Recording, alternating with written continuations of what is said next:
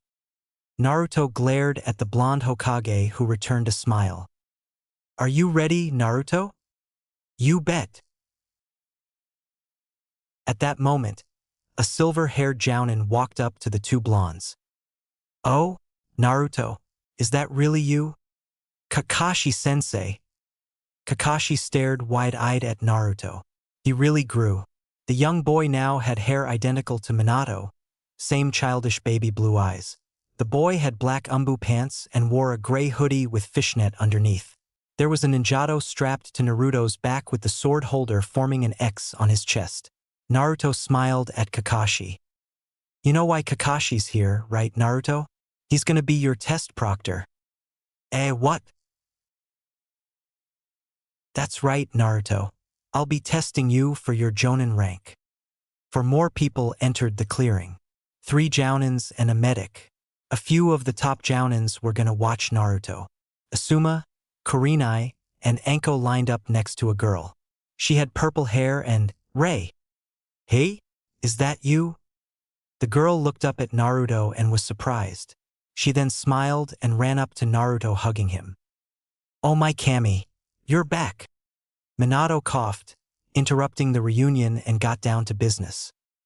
Okay kids, I brought 3 other Jounin here for confirmation. We will have Kakashi as test proctor. We are gonna split this up into the test of the 3 main categories ninjutsu, taijutsu, genjutsu, and from what I heard from Jiraiya, we'll have to test fuinjutsu as well, so make that 4. Seriously? Naruto? Fuinjutsu? Correct? Kakashi. You're making my job real hard, Naruto. I can't really compete with that. Don't worry, Kakashi-sensei. It's just a Jounin test? You make it sound like it's easy, Naruto. XXXXXXXXXXXXXXXXXXX. Kato naki kitsune odori no reimei. Naruto breathed out fire which took form of a large fox. The fox began to jump around, leaving the sound of bells at each leap. On the 15th jump, right in front of Kakashi, the fox dissipated. Naruto, that was anticlimactic. And here I thought the fox was gonna destroy me dash. The ground shook, interrupting Kakashi's taunts. In a split second, Kakashi jumped back to reveal 15 columns of fire shooting out of the ground, one of which was where Kakashi stood before. The columns surrounded Kakashi as he tried to find his way out. Futon Bofu Shinden Shugo. Wind blew towards the fire columns and Kakashi quickly kawarimi before the columns blew up and decimated the field. As Kakashi touched the floor, another call of jutsu was heard. Futon Rasengan. Everyone went wide-eyed, including Minato. Did Naruto just add an element to Minato's infamous Rasengan? The very goal Minato had been working on for years? Kakashi was quickly launched away as the wind Rasengan was driven into the ground, releasing a powerful shock wave. Kakashi was being cornered by the 12-year-old, which was no easy feat. Kakashi took off his headband and revealed his Sharingan. The boy yelled again. Raitun Kaminari Suzum. Dutan Doryuhiki. Kakashi slammed his hands onto the ground, bringing up a huge wall to protect himself from the flying lighting projectiles. Then he heard a whisper next to him. Iraisin no Jutsu. Kakashi went wide-eyed as Naruto appeared next to him, ready to strike him with a normal Rasengan. Raikiri. Kakashi countered the Rasengan with his Raikiri, and the 2 ninjas were blown away from the blast. Naruto hit a rock and was knocked out. Kakashi landed on his feet but quickly fell to his knees. Panting heavily, he looked at his hands and saw his sleeve and glove shredded up. Ray quickly went to heal Kakashi by Minato's request. The Jounin and Hokage met back at the center of the field. Naruto barely woke up, now being healed by Ray. Asuma broke the silence. Well, that was one heck of a fight. How are we going to continue if the boy's blown to pieces and the proctor to chunks? Kakashi is out for now. Ninjutsu is done. We'll continue the test. The next test is Genjutsu. Kurenai. Hai, Hokage-sama. Naruto lifted himself off the ground and stood in front of Kurenai, the rest of the group standing next to him. Okay, Naruto-kun. I'll start off with Genjutsu, starting with D rank and progress to A rank. There was a silence as Kurenai went through seals, putting Naruto under Genjutsu only to have them break right after. As the jutsu progressed to B rank, Naruto started to take his time, but still delivered the same results. On the last A rank Kurenai casted, Naruto dispelled the Genjutsu but fell to his knees. Prodigy or not, Naruto was never good at Genjutsu, he was just lucky this time. Very good, Naruto-kun.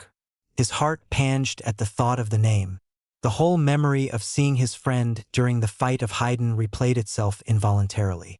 Naruto mentally winced, which did not go unnoticed by Kakashi. "You okay, Naruto?" Yeah, Kakashi-sensei. "I'm just a bit worried Rino will be disappointed in me if he saw me. Does he still hate me?" "He's fine, Naruto. He missed you." Naruto gulped as Rei popped her head out the door. "He's ready for visitors." Naruto and Kakashi made it through the apartment and entered the living room. Naruto saw a 16-year-old teen in a wheelchair, still sporting some neon green, but toned down in his civilian clothes. The teen gave a familiar shit-eating grin as he saw Naruto. "Naru shit, it's been a while, hasn't it?" Naruto almost started crying as he launched himself at Rino and gave him a hug. "I'm so sorry, Rino. I'm so sorry." "What are you sorry for?" Naruto was hugging his now, by the looks of it, older brother figure. Rino patted Naruto on the back and noticed Naruto's flak jacket. "Oh, Naruto, have you been promoted recently?" Rei clapped her hands in excitement and eagerly responded. "Naruto's been promoted to Jounin today. Isn't that just great, Rino-kun?" "Oh, really? So fast. As expected of the prodigy of Konoha." Rino Fist pumped the air in a triumphant pose before returning his focus on Naruto, who was laughing meekly. "That's good, Naruto. I don't want my mini-me to suck. You will become Hokage. For me, for the both of us." Rino grinned at Naruto, who went wide-eyed and blushed. Rino then changed to evil and started laughing like a maniac. "Then I'll become the advisor and bend you to my will. Then I will be the real Hokage in the shadows. The great, awesome, Mubararina Suk." Naruto whacked Rino across the head, who was now cradling his head. Rino then started to challenge Naruto, who bought the bait and started challenging him too.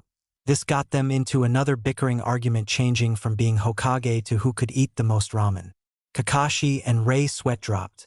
Team 7 was finally whole again. XXXXXXXXXXXXXXX. Next morning, Naruto arrived at the Hokage's office for a Jounin meeting. "Well, hello. I have gathered all of you here to discuss a very important issue." The whole room tensed. Then a Jounin in the back started to back away. "And no, don't tell me." "Correct. Genin teams." Jounin started to panic and the office became chaos, each Jounin trying to make it out of the office. Minato quickly called Umbu to block off all exits as he grinned wickedly. "There's no escape from your responsibility, Jounin." By this, Minato was clearly referring to the Jounin handbook, the book no one read, which stated that it was within the responsibility of Jounin to become instructor on the biddings of the Hokage. Minato was one of the fairer Hokages and did the selection by random. Acquiescently, the Jounin lined up and Minato pulled out a box. The Jounin all selected a paper but kept it folded. When all of the Jounins had a paper, including Naruto, Minato told them to look. Naruto opened his to find a black dot on his. Kakashi, next to him, laughed out loud. "Hey, look, the rookie got one." Everyone laughed as Naruto punched Kakashi. Asuma, Kurenai, Naruto, and this other guy named Guy were selected to be the Genin teachers. The rest of the Jounin were dismissed as they laughed at their unfortunate comrades. "I'll start reading of the teams for each of you." Asuma, Shikamaru, Ino, Chuji. Kurenai, Hinata, Shino, Kiba. Guy, Niji, Tenten, Lee. Naruto, Konohamaru, Sasuke, Sakura. Pick up your teams tomorrow and start your test. By the way, Naruto, I advise you to wear a mask. Your team may not take it lightly that they are taught by someone the same age. Naruto scoffed and continued to analyze his group. Konohamaru, the Great Third's grandson. It was said that he was really bad at everything in academy. But Naruto didn't judge. Sasuke, the said Uchiha prodigy. Ha, what a joke. Prodigy? That's because the stupid Uchiha trained their children into a Spartan life. Itachi is a better prodigy. The true prodigy.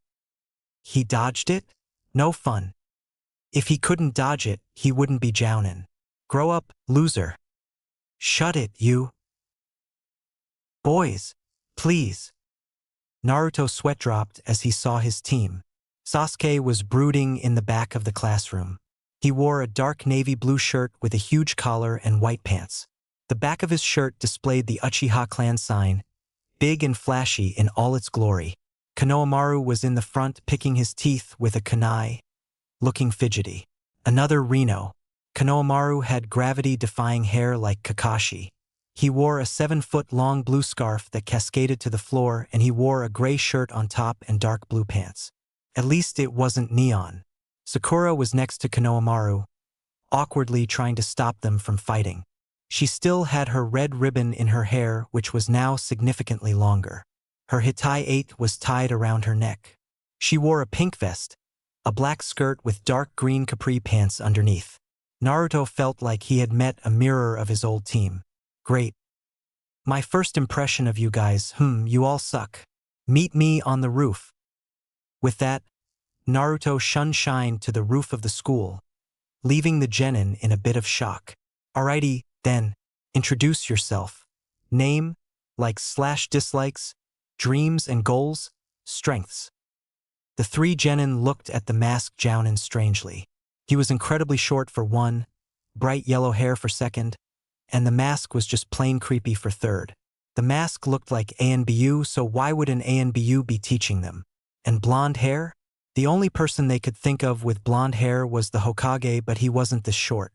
Sakura asked, "How about you, sensei?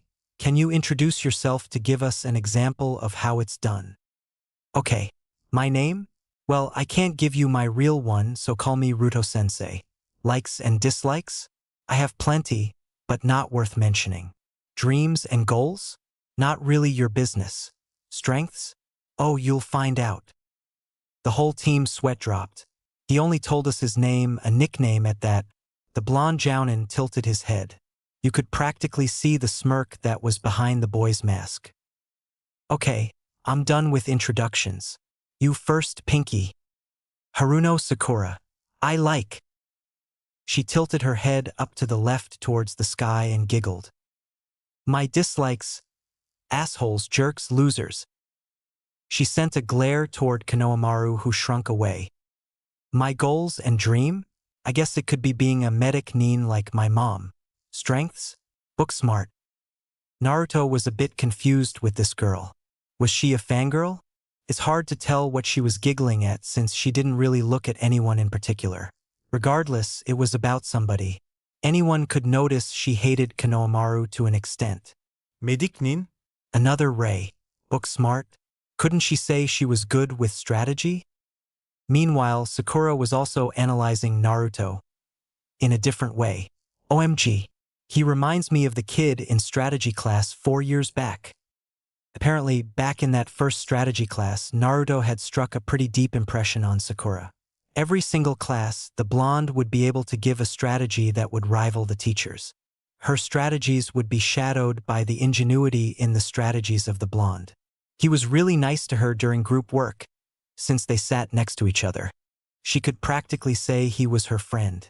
He looked like he was the same age as her on top of it. Someone with the same intellect, if not greater. He was a prodigy. Pretty cute on at that. But, after the blonde graduated, she never saw him again. Not even on the streets of Konohagakure. To think the son of the Hokage wouldn't be seen on the streets. She started to fantasize about meeting him again. Seeing him all grown up and even cooler. She figured that if she became Genin, she could see him.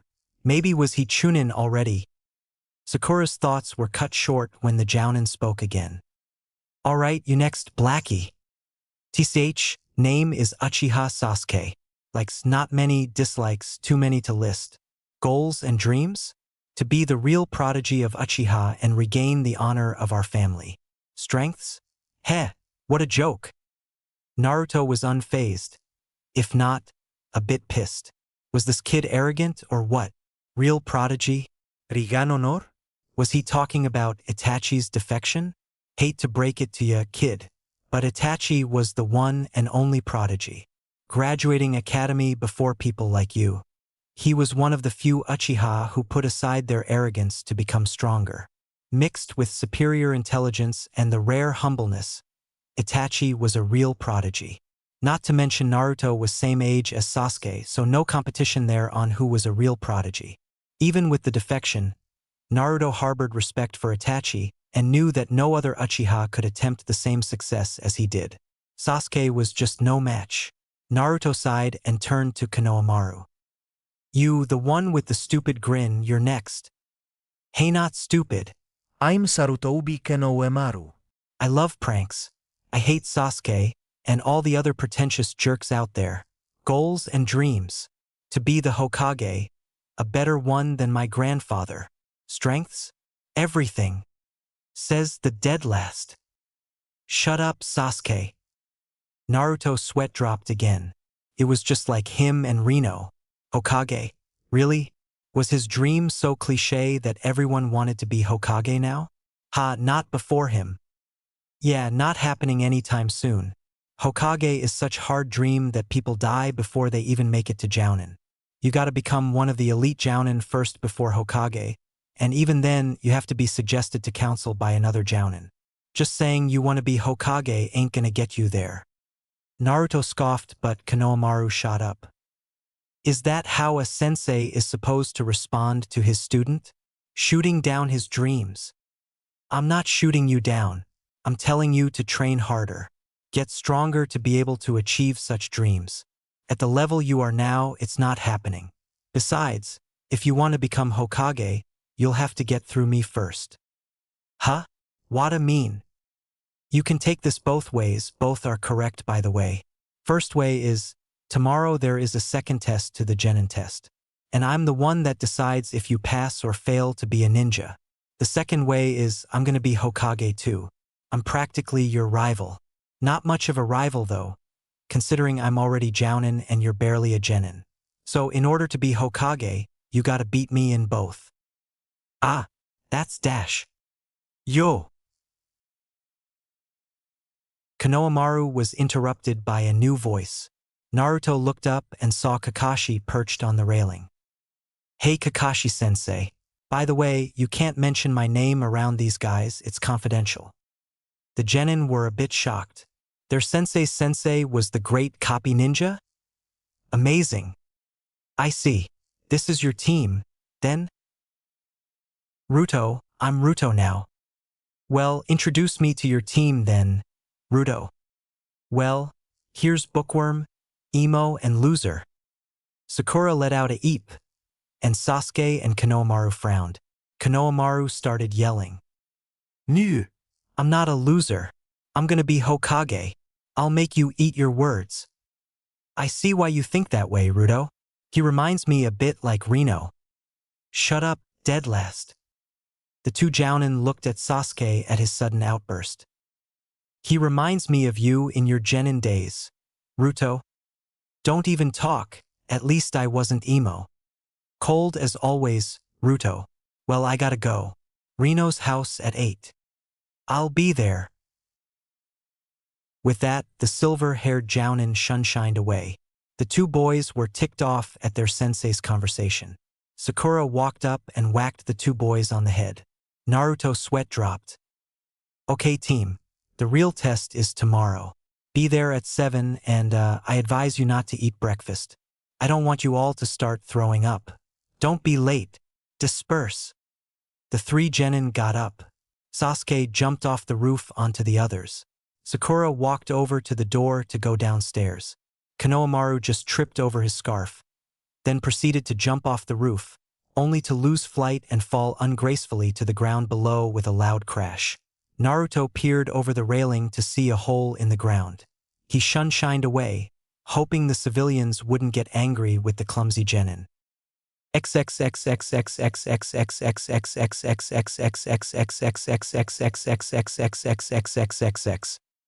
You're one of the late ones, sensei. Naruto walked over to the two genin with Konohamaru balling his fist at Naruto. Didn't you say we shouldn't be late? And here you are late as ever. 30 minutes late to be exact. Why should we listen to you? You're practically shorter than us? Care to explain? Sasuke turned to the two ninjas with interest. Naruto only responded indifferently. I'm the same age as you, that's why I'm practically as short as you. But since I'm Jounin, you have to listen to me. If you don't, you can count yourself as dead. Sasuke frowned. How was he his sensei? How did you become Jounin at your age? Ha! Well, let's just say, I'm the reason you can't claim yourself as a prodigy. Sasuke frowned again. His Jounin instructor was a prodigy? His thoughts were interrupted with a pink girl ran towards them. Sorry I'm late, guys. My mom wouldn't stop fussing over everything. Then she proceeded to cook me breakfast. I could barely get out of the house. Weren't we not supposed to eat breakfast? Yeah, now you're gonna barf. Naruto looked at the genin and chuckled. Actually, I think Sakura is smarter than all of you. What? What do you mean? What I mean is, Sakura was able to see underneath the underneath. I only advised you. It was really up to you to determine if you would follow my advice. Now you will pay the consequences. Sakura was confused. She only ate because her mom forced her to. The two other genin were least to say ticked off as their stomachs started growling. What consequences, Ruto-sensei? Let me explain. The rules of this test. You are to get 2 bells from me before 12 o'clock. Naruto pulled out 2 bells from his pouch and held them out, letting them jingle in the wind. If you don't get at least one of these bells by noon, you will be tied to a stump and watch as I eat your lunch in front of you. Not to mention, you will be sent back to academy. So better come and get them with the intent to kill, or you're not gonna get it. The two genin's stomach growled again. Konohamaru, now agitated, asked Naruto. But I thought we were already graduated. If the graduation test didn't determine whether I was genin or not, then what was it for? To weed out the hopeless cases. I'm a bit skeptical on its difficulty now, considering you passed. Hey! But, sensei. Naruto turned to Sakura. Yes. If we come at you with the intent to kill, won't we hurt you? Naruto chuckled a bit. If you can hurt me, then I should turn in my rank as Jounin and change my profession. You can't be Jounin if you're beaten by a buncha genin. Anyways, let's get this started. Go! All the genin shot away, except Konohamaru.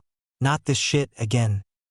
You're clearly not the sharpest tool in the shed, are you? Hey, shut up. I'm gonna beat you one-on-one. Then I'll be Hokage. Have fun with that. Meanwhile, I'm gonna just go and find my other genin and test them. Were you listening? I said I'm gonna fight you. Come at me,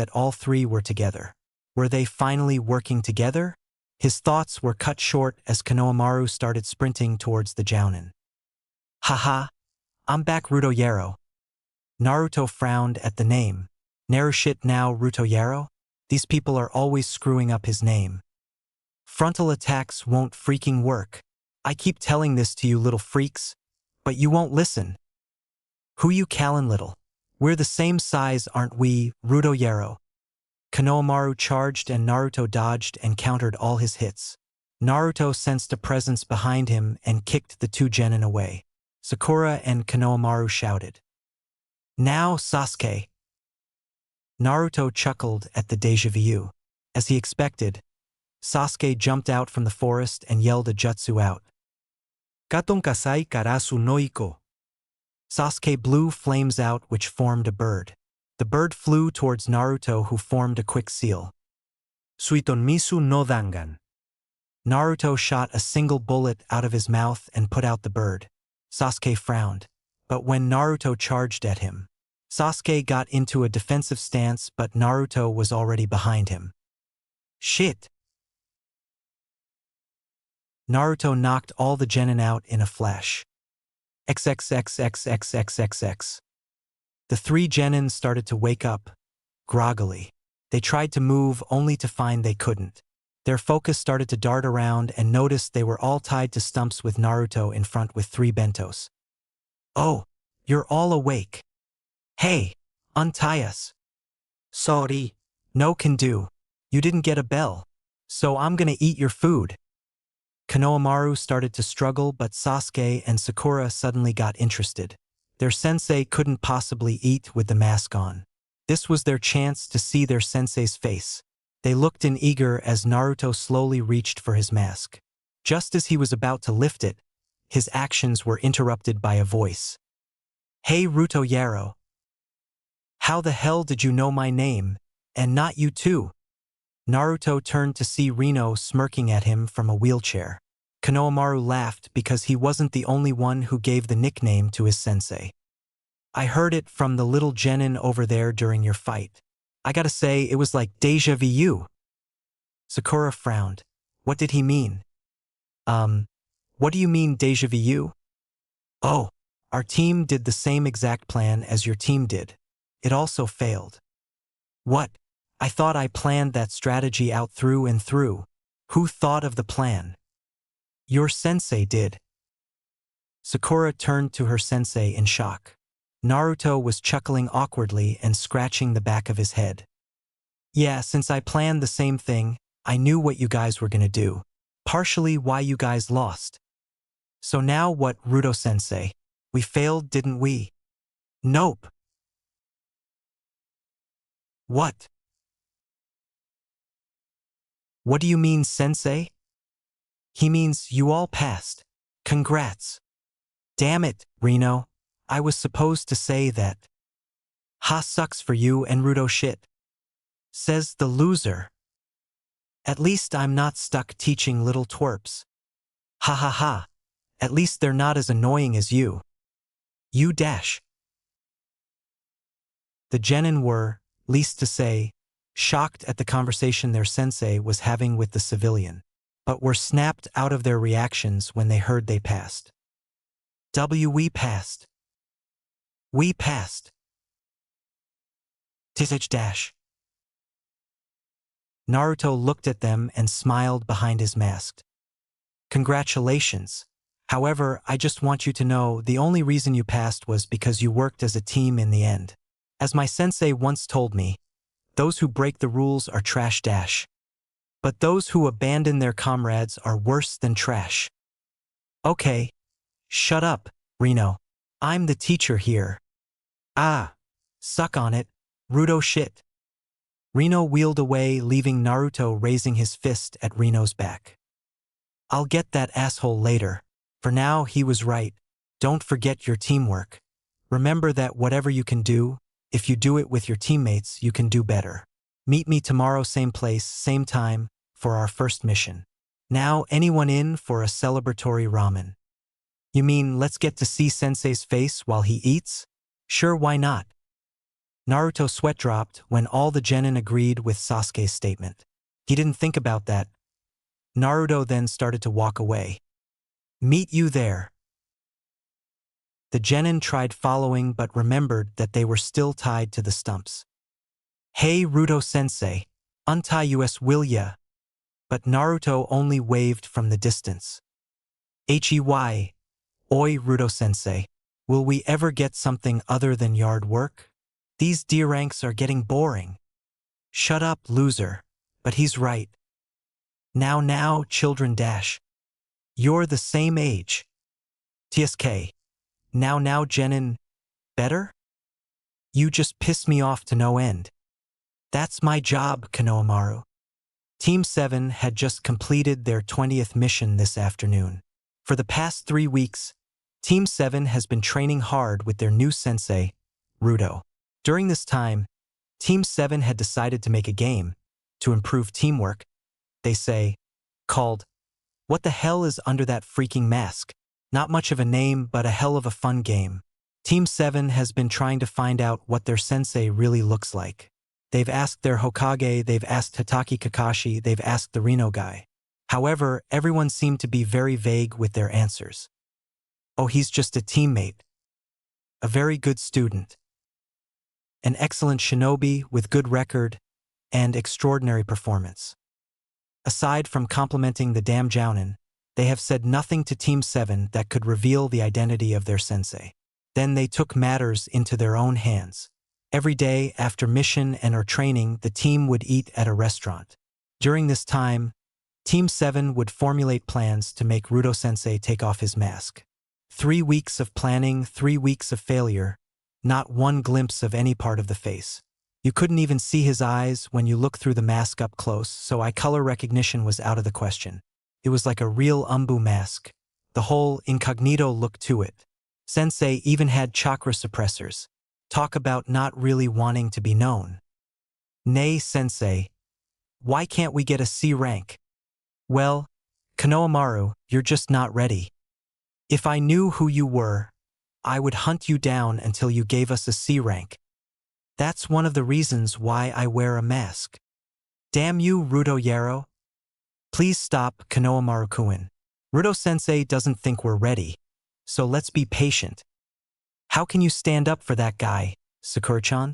He's hindering our excellence. He's Ruto-sensei. Of course we have to stand up for him. Ja.